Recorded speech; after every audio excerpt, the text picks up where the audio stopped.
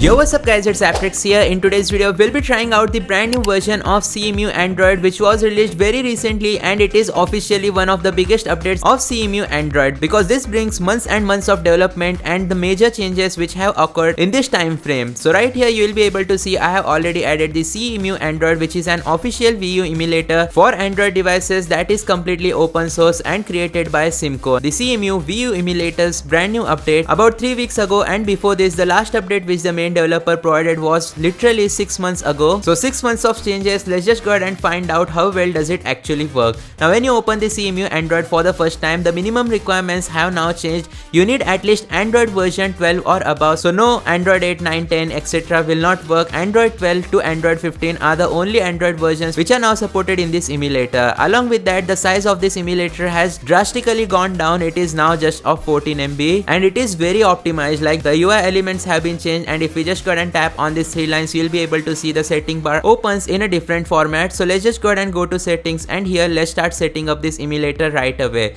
The first thing which we'll do is select the folder where we have stored our Wii U games on our Android device. Once that has been done, go to input. Afterwards go to input overlay, make sure to enable this option. Go back, go to controller 1 and make sure to enable Wii U gamepad as controller 1. Once that has been done, now we'll go to graphics settings. Here VSync, make sure to turn it off. Asynchronous shader compilation should be enabled. Disable the accurate barriers option if you have a low-end Android device. This will improve performance, but keep it enabled if you have a high-end or mid-range Android device that is decent enough for emulating Wii U games. In terms of aspect ratio, make sure to set it to stretch. Afterwards go back. In terms of audio settings, keep everything as default, and in terms of overlay, we'll just go ahead and enable the FPS overlay at the top left corner along with CPU and RAM usage. By the way, this Cemu Android has less options than the Cemu Android that we tested out previously because that was a fork version. This is the original main developer Cemu Android. As you guys will be able to see, I have imported my Amazing Spider-Man 2 game that we'll be testing out in today's video. We can also just go ahead and open graphics pack, and here tap on the button at the top right corner, and if your game supports graphics pack then it will be showcased right here,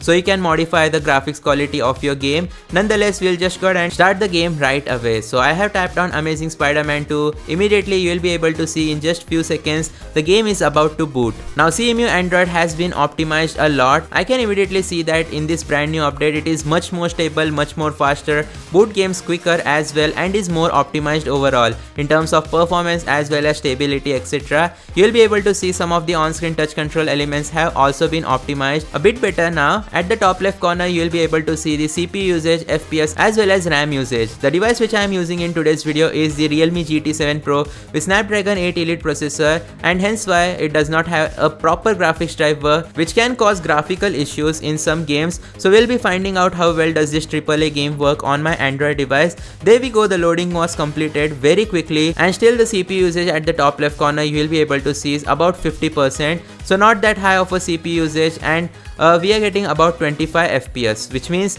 it is not utilizing the full potential of my Android device and getting playable stable gameplay experience. This means that if you have relatively mid-range Android device, you should be able to emulate your Wii U games without any issues. So here I'll just go ahead and skip this cutscene, and there we go guys, our game has successfully started. You will be able to see it is running very smoothly, and if we try out this same game on other emulators like Winlator Android etc., you know it lags quite a lot. I am surprised by how well this game is running on my Android device. There are literally no graphical issues at all, whereas in the previous versions of Cemu Android that I tested out, it used to have a lot of graphical issues. Currently this emulator is very stable, and it is a bit underrated. Like previously people used to care about this, but nowadays after some big emulators like the RPCS3 Android, APS3 etc. have released, people have started caring less about these niche emulators, even Nintendo Switch emulators. Nonetheless, here we go, the main game begins from now.